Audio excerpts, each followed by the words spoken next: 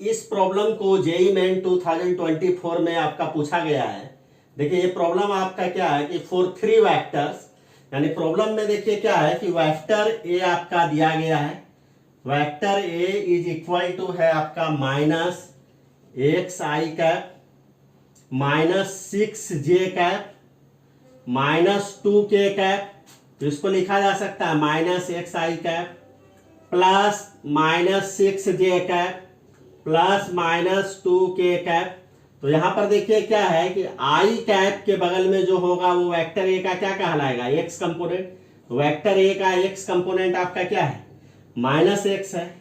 और जे कैप के बगल में जो होगा वो वेक्टर ए का वाई कंपोनेंट कहलाएगा। वाई कंपोनेंट इक्वल टू आपका क्या है, माइनस 6 है। और के कैप के बगल में जो होगा वो वेक्टर ए का जेड कंपोनेंट कहलाएगा।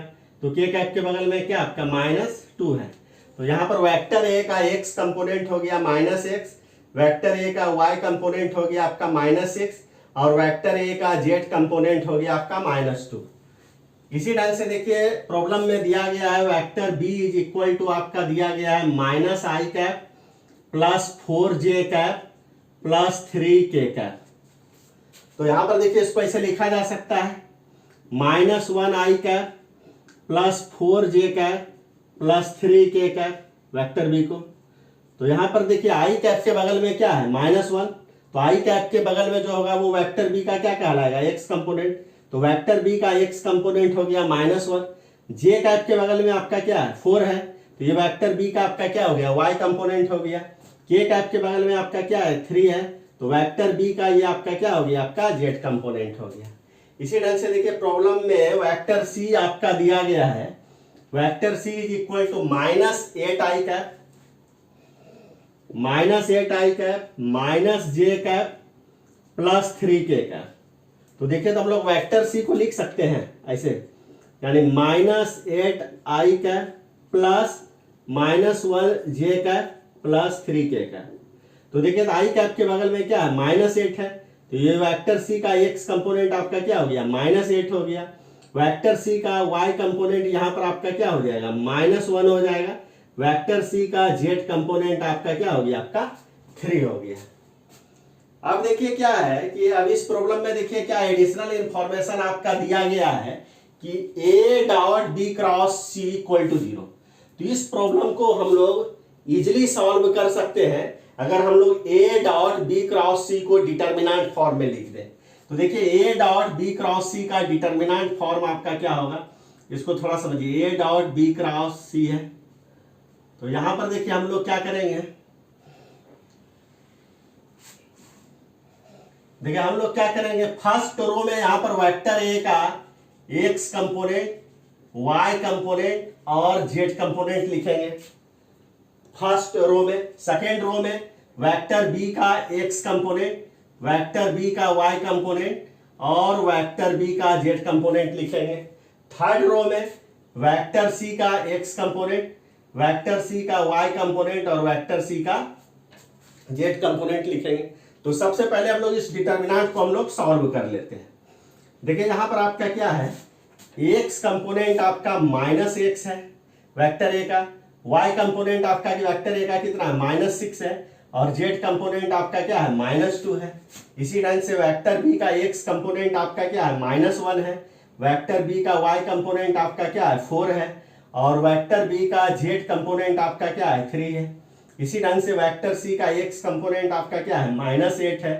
वेक्टर सी का वाई कंपोनेंट आपका क्या है, माइनस 1 है और वेक्टर सी का जेड कंपोनेंट आपका क्या है, 3 है। तो ये देखिए बेसिकली आपका ये थर्ड ऑर्डर का डिटर्मिनेंट है। तो देखिए थर्ड ऑर्डर का डिटर्मिनेंट को देखिए कैसे सॉल्व किया जाता है कि सबसे पहले हम लोग माइनस एक्स को यहां पर देखिए माइनस एक्स को सबसे पहले हम लोग लिखते हैं, माइनस एक्स को लिख दीजिए। अब देखिए क्या है, माइनस एक्स जिस रो और जिस कॉलम में है उसको रिमूव कर दीजिए, यानी फर्स्ट रो और फर्स्ट कॉलम जब रिमूव हो जाएगा तो क्या बचेगा, 4 3 माइनस 1 3 यही बचेगा। अल्टरनेट साइन चलता है।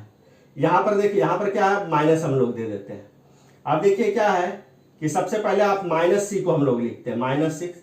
इसके बाद देखिए माइनस सी आपका फर्स्ट रो और सेकेंड कॉलम में है, इसको रिमूव कर दीजिए तो क्या बचेगा, माइनस 1 माइनस 8 आपका 3 3 बचेगा।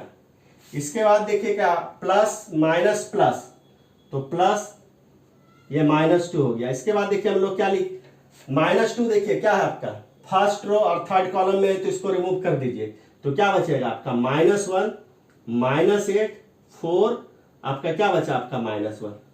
तो देखिए इसको हम लोग सॉल्व करते हैं। देखिए इसको हम लोग कैसे सॉल्व करते हैं, -x हुआ, सबसे पहले हम लोग क्या करते हैं 4 को 3 से मल्टीप्लाई कर देते हैं, तो 4 को 3 से मल्टीप्लाई करिएगा तो क्या होगा 12 होगा। उसके बाद हम लोग क्या करते हैं माइनस का साइन दे देते हैं, उसका 3 को -1 से मल्टीप्लाई करते हैं, क्या होगा -3, इसको सब्ट्रैक्ट कर देते हैं।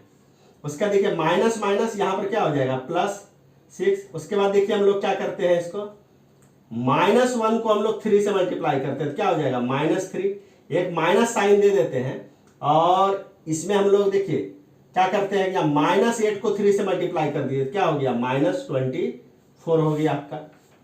उसके बाद देखिए यहां पर आपका क्या है प्लस माइनस -2 कर दीजिए, तो यहां देखिए आपका क्या है -1 को -1 से मल्टीप्लाई कर दीजिए, तो क्या हो गया 1, एक माइनस साइन दे दीजिए। उसके बाद इसमें किसको माइनस करना है 4 को -8 से मल्टीप्लाई कर दीजिए, तो कितना हो जाएगा -32 हो जाएगा आपका। अब देखिए इसको हम लोग कैसे सॉल्व करेंगे, माइनस माइनस प्लस, यानी ये आपका क्या हो जाएगा 15 इंटू -x, तो -15x हो जाएगा। यहां देखिए यहां पर आपका क्या हो जाएगा ब्रैकेट में माइनस माइनस प्लस, तो यानी 24 में 3 गया तो आपका क्या हो जाएगा 21 मल्टीप्लाइड बाय 6, तो क्या हो जाएगा आपका 126 हो जाएगा। इसके बाद यहां देखिए क्या हो जाएगा माइनस माइनस प्लस, यानी ये आपका क्या हो जाएगा 33 को 2 से मल्टीप्लाई कर दीजिएगा तो कितना हो जाएगा आपका, ये आपका 66 हो जाएगा आपका। इसका मतलब ये आपका क्या हो गया, ये आपका हो गया -15x प्लस आपका ये आपका क्या हो गया 60 हो गया आपका। और प्रॉब्लम में देखिए क्या है कि इसका वैल्यू आपका 0 दिया हुआ है, यानी कहने का मतलब -15x प्लस 60 इक्वल टू आपका क्या है 0। इसको लिखा जा सकता है -15x इक्वल टू हम लोग क्या लिख सकते हैं इक्वल टू 0 -60, 60 को इस साइड ट्रांसफर कर दीजिए, तो -15x इक्वल टू -60। तो यहाँ पर देखिए इसको जब आप सॉल्व करिएगा तो x इक्वल टू क्या हो जाएगा -60 डिवाइडेड बाय -15, तो इक्वल टू क्या हो जाएगा 4। इसका मतलब यहाँ पर x का वैल्यू आपका क्या हो जाएगा। तो इस प्रकार से ये प्रॉब्लम भी आपका सॉल्व हो गया। तो इस प्रॉब्लम में अगर आपको कोई भी डाउट अगर होगा इस प्रॉब्लम के सॉल्यूशन को समझने में, तो कमेंट जरूर करिएगा।